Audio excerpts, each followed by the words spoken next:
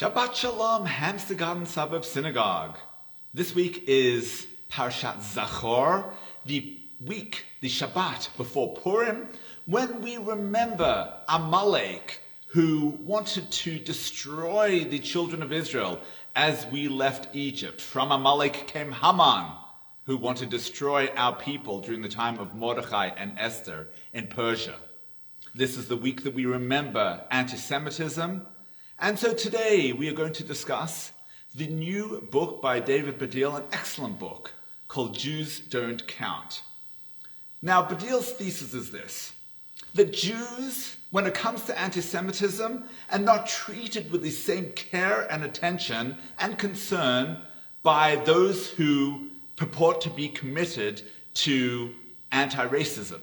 You see, Jews are not as important as other minorities. They're not given the same level of concern in the hierarchy of racisms.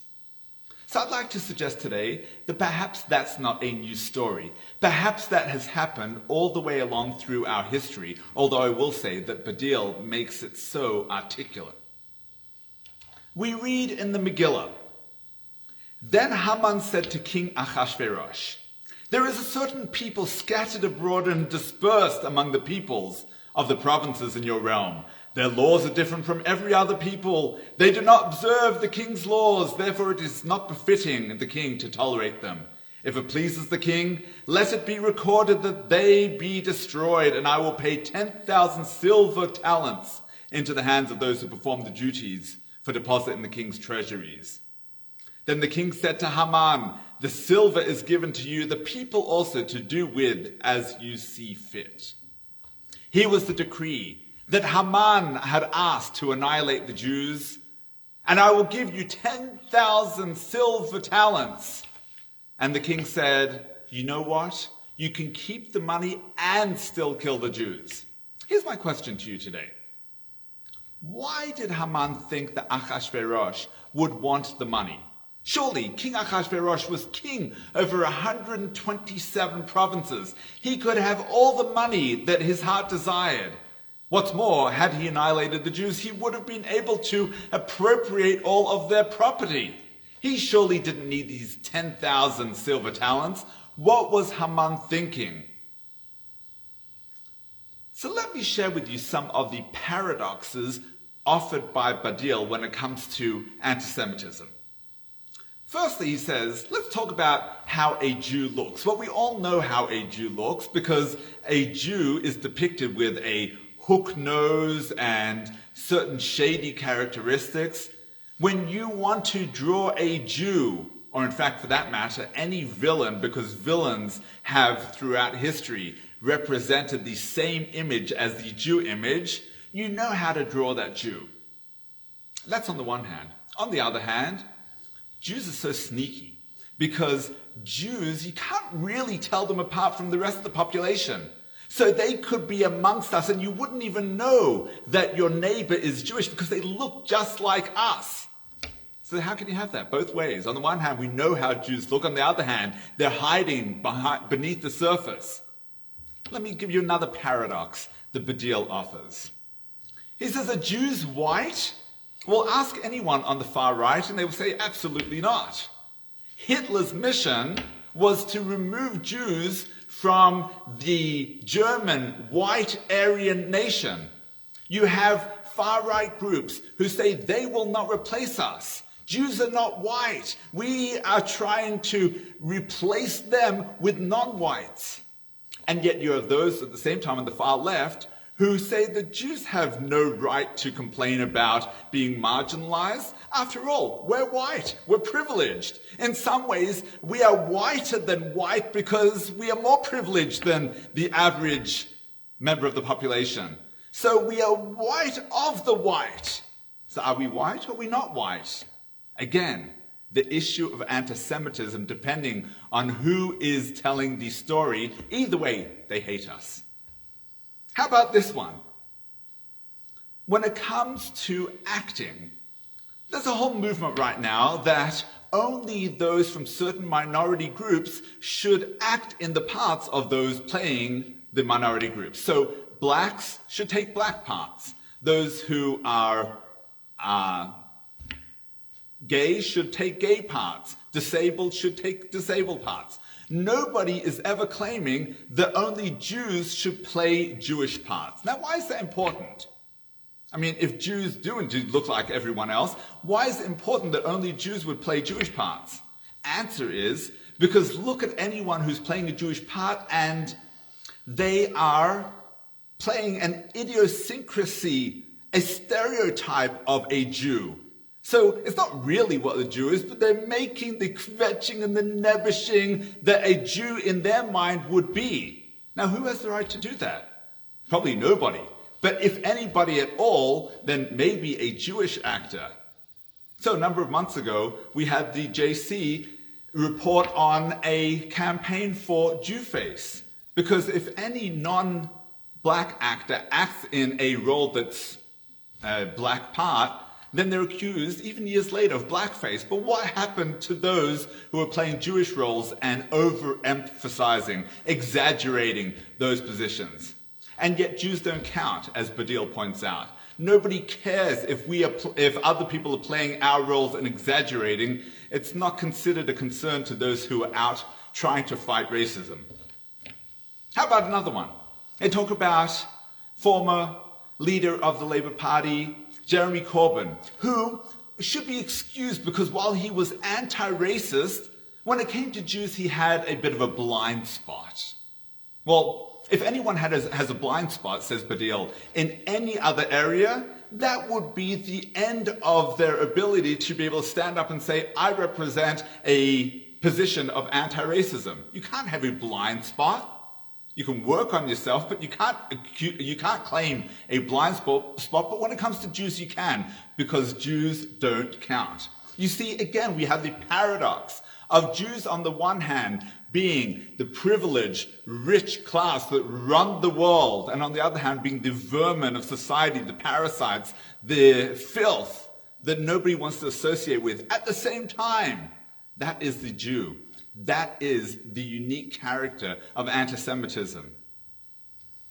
Let me show you how some of these ideas are exemplified in the Megillah that we are reading this week, in the passage that I read moments ago. So what does Haman say to Mordechai, to Achashverosh?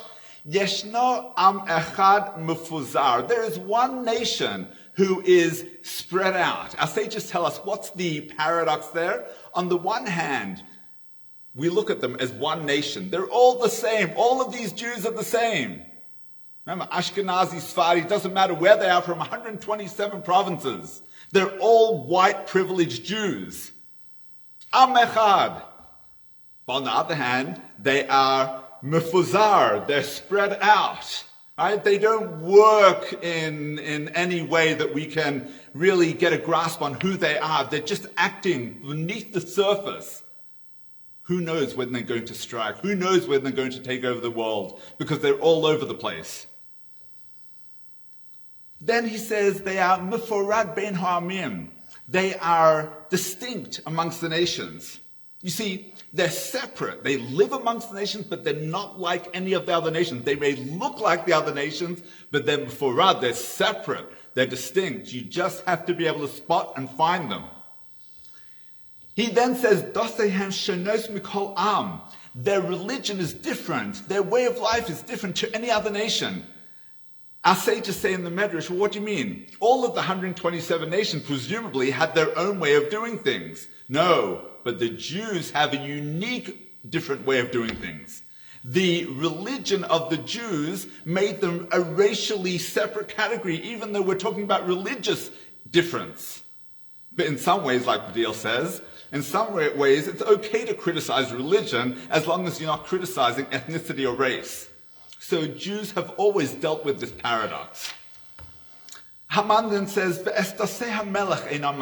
the ways of the king, they don't follow. See, our sages tell us what ways of the king, what's he accusing them of? The King of Kings, the Almighty. You see, they're religious because they're Jewish, but they're not really religious. As Badil points out about himself, he's an atheist. And Hitler didn't care whether you were religious, how many times you went to synagogue, or you believed in God or you didn't. If you were racially a Jew, then that was it. It didn't matter what actual religious observance you had. That was Haman's attitude. It's not worth for the king to maintain them. Sometimes throughout history, and we've experienced it in this country, as we were the economic hub in the Middle Ages, and then we were exiled to France, and we became helpful when it came to commercial activity, and then exiled from there back to this country. So Haman tries to tell Achashverosh, I realize that it might be helpful, but it's not really helpful, because really they're just a burden on society. It's not worth maintaining them as part of society. So you know what? Here's the bounty for them. This should be able to make up what you've lost. Here's 10,000 silver talents. Now, where does he get that idea of 10,000 silver talents? Our sages tell us, I have no idea, says Haman, how many Jews are actually in your provinces. But I do know that in their Bible it says that 600,000 Jews left Egypt, and if you put a price of 50 shekels on each of those heads and 120 talents per shekel, you come up to 10,000 would be the amount that would be worth today. Well, who cares? That has nothing to do with today, what they once were. But the way the anti-Semite works is they take general stereotypes and characteristics and they pin them on the Jew today. It might be something to do with Israel. Right? Badil says he's not even a Zionist, and yet he gets accused of being party to crimes that Israel has committed. He says, just because I'm Jewish and that's Israel, what's the connection? Apart from the fact that, of course, what Israel does in 9.9 times out of 10 is the most moral decision that one could make. And these are not Badil's words, these are my words. But Badil says, as Jews, somehow we get lumped together so that the Jews of Persia are now the same Jews that came out, the Israelites that came out of Egypt, and there must be the same number there, and so let's just use this number together because Jews don't count anyway. And that's Badil's point. So to echo Badil, Jews really do count. Maybe it seems like you can't count them because they're everywhere. You ask your standard anti-Semite how many Jews there are in the world, and they'll tell you that there must be 1 billion Jews because look how far their reach is. But we of course know how many Jews are there. Not a lot of Jews in the world. In fact, I'm going to give a shout out to the census that's going to take place next month. Please do register. It's important for various social services in our community that you do register as being Jewish. And I want to take my hat off to Badil, who is a non-religious practicing Jew. And yet, what does he have on his Twitter handle? How does he describe himself? David Badil, Jew. That's his identity. May we all be such strong, proud Jews as Badil. May we never take the bait of the anti-Semites when they use every way to pin on us that we are good or bad or for this reason or that reason. Let's not take their bait. Let's just stand up and be proud of who we are. Let's respond with pride as to who we are and how we are committed more than anyone and equally with everyone to making this country a wonderful place, to making this world a better place, to being wonderful citizens of this country and of the globe, and being good and wonderful for all humankind. Shabbat Shalom. Let's all be proud of who we are as Jews.